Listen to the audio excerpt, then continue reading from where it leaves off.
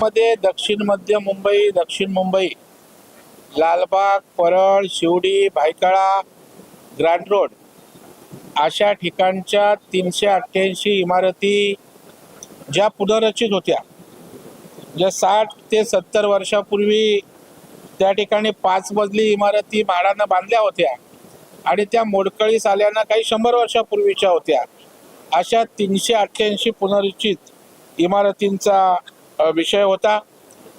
या ठिकाणी फिजिबिलिटी होत नव्हती, कुठे त्या ठिकाणी मालकांची अडचण असायची, कुठे रस्ते रुंदीकरणाची असायची, कुठे बफर झोन त्या ठिकाणी असायचा, त्या ठिकाणी क्लस्टर फिजिबल होत नव्हतं।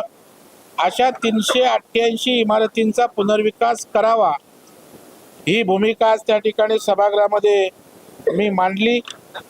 त्याचबरोबर 13,800 ज्या उपकर प्राप्त इमारती आहेत, ज्या 1970 ते 1990च्या दरम्यान बांधल्यात, त्याही काही 100 वर्षापूर्वीच्या आहेत। म्हणजे रस्ता रुंदीकरण असेल, रेल्वे बफर झोन असेल, रोड कटिंग असेल, अरुंद गल्ली असेल किंवा रस्ता, यामुळे बाधित आहेत किंवा स्टँड अलोन बिल्डिंग असतात। मला वाटतं त्या संदर्भामध्ये अनेक वर्ष हा विषय प्रलंबित होता।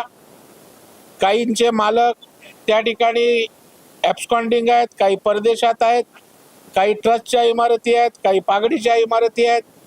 तर गिरगाव, परळ, शिवडी अशा परिसरात हा मोठा विषय त्या ठिकाणी होता। अनेक अडचणी त्या ठिकाणी होत्या आणि त्या संदर्भामध्ये या 13,800 इमारतीमधील लाखो रहिवाशांना त्या ठिकाणी त्यांचं त्याच ठिकाणी पुनर्वसन व्हावं किंवा पुनर्विकास व्हावा, अशा प्रकारची भूमिका मी आज लक्षवेधीच्या माध्यमातून विधान परिषदेमध्ये त्या ठिकाणी मांडली। आणि या ठिकाणी एकतर आपण या इमारतींचं क्लस्टर करावं। मी इमारतींची नावंही त्या ठिकाणी सांगितली की रामदूत इमारत असेल शिवडीची, त्रिवेणी सदन असेल, माऊली सदन परळची असेल, त्या ठिकाणी लालबाग असेल, अशा अनेक ठिकाणी वडाळा विधानसभेत आहेत, काळा चौकीला त्या ठिकाणी आहेत। तर या इमारती पुनर्विकसित क्लस्टरमध्ये होऊ शकतात। तर म्हाडानी अशा प्रकारे पुनर्विकास त्यांचा क्लस्टरमध्ये करावा।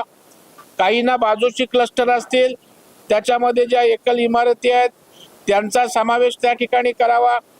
माननीय मुख्यमंत्र्यांनी क्लस्टर सेल्फ डेव्हलपमेंट आणलंय, जे प्राधिकरण स्वयं पुनर्विकासाचं आहे, ज्याचा मी अध्यक्ष त्या ठिकाणी आहे।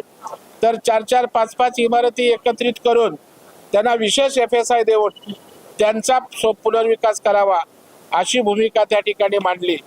आणि राज्याचे गृहनिर्माण राज्यमंत्री सन्माननीय पंकज भोयर यांनी सुद्धा या ठिकाणी या संदर्भात म्हाडा पुनर्विकास करेल अशा प्रकारची आश्वासन दिलं। त्याचबरोबर जे म्हाडाचं प्राधिकरण जे आमच्या पुनर्विकासाचं स्वयं पुनर्विकासाचं आहे, त्याला आवश्यक तो निधी लागेल, कारण मोठ्या प्रमाणावर असं डेव्हलपमेंट झाल्यावर मुंबई जिल्हा बँक असेल, राज्य बँक असेल, या तर फंडिंग करतील, परंतु मोठ्या प्रमाणावर त्याला पैसा उपलब्ध करून द्यावा। आणि सर्वसामान्य माणसाला जो 150 मध्ये स्क्वेअर फीटात राहतो, गिरगावात तर काही 100 स्क्वेअर फीटात राहतात, ग्रँड रोड सारख्या कामाठीपुरात तर 50-80 स्क्वेअर फीटात लोक राहतात। तर हा मध्यमवर्गीय मराठी माणूस विशेषतः या परिसरात राहतो, तर त्याकरता आर्थिक तरतूद करावी ही मागणी त्या ठिकाणी केली। शंभूराजे देसाई जे वरिष्ठ मंत्री शिवसेनेचे आहेत, त्यांनी माननीय उपमुख्यमंत्र्यांच्या वतीनं, कारण गृहनिर्माण खातं, नगरविकास खातं आज उपमुख्यमंत्र्यांकडे आहे, त्यांनी या संदर्भामध्ये अधिवेशन संस्थाच त्या ठिकाणी या विषयासंदर्भात बैठक घेतली जाईल आणि हा विषय निकाली काढू, अशा प्रकारचं आश्वासन त्यांनी दिलेलं आहे।